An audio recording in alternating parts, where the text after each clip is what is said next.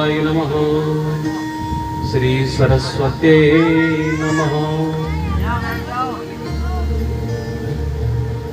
आइए हम और आप इस पवित्रमयी भूमि जहां सबसे प्रथम भागवत का प्रादुर्भाव हुआ, पवित्र भूमि है नैमिषारण्य। उसी नैमिषारण्य भूमि में हम और आप चलते हैं जहां भक्ति में ही चर्चा और ज्ञान वैराग्य की इस भागवतामृत की सबसे पहले श्री सूत जी महाराज स्वर्ग ऋषियों को भागवतामृत का पान करा रहे हैं। उसके बाद में हमने आपको कल बताया था कि संत कुमार जो चार भाई हैं वो नारद जी को भागवत जी सुना रहे हैं।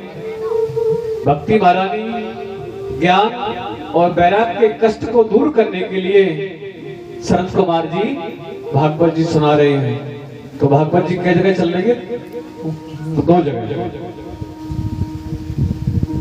तो इसी को हम आगे प्रसंग को आगे बढ़ाते हुए हमने कल महात्म की कथा कही आपसे। इस कथा को साधारण व्यक्ति सुन लेता है, उसका कल्याण हो जाता है।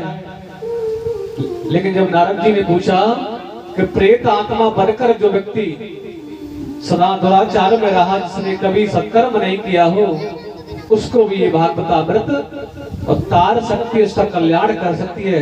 ये कथा हमने आपको कल सुनाई थी। आज उसी गंगा में हम जहां संगम बना हुआ है और भगवान की इस भक्तिमयी चर्चा का हम यहाँ आपको श्रवण करा रहे हैं। तो वेद व्यास जी ने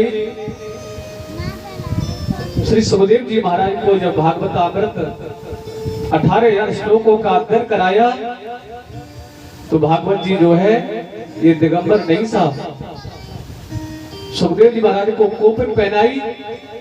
उसके बाद में 18,000 मंत्रों का अध्ययन कराया। ये भागवत जी में कितने श्लोक हैं? 18,000 श्लोक है भागवत जी में। श्री सूत जी महाराज कहने लगे, हे ऋषियों, ये भागवतामृत हमको बताई, हमने आपको इसका मूल उद्देश्य केवल यही है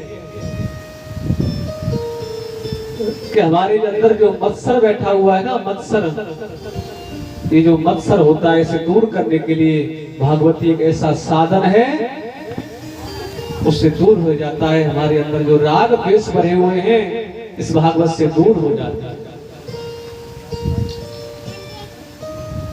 तो श्री व्यास जी महाराज ने सुखदेव जी महाराज को जब भागवतामृत सुनाकर परपक्व हो गए तो राजा परीक्षित को 7 दिन में मरने का जैसे श्राप मिला था तो कोई निर्णय नहीं कर पाया कि मुक्ति कैसे होगी। तो आचार्य श्री सूत जी महाराज ये कथा स्वर्ग ऋषियों को सुना रहे हैं और वही कथा सनत कुमार जी नारद जी को सुना रहे हैं और यहाँ आपको कथा सुना रहे हैं। राजा परीक्षित को जब 7 दिन में मरने का श्राप मिला तो कोई निर्णय नहीं कर पाया। श्री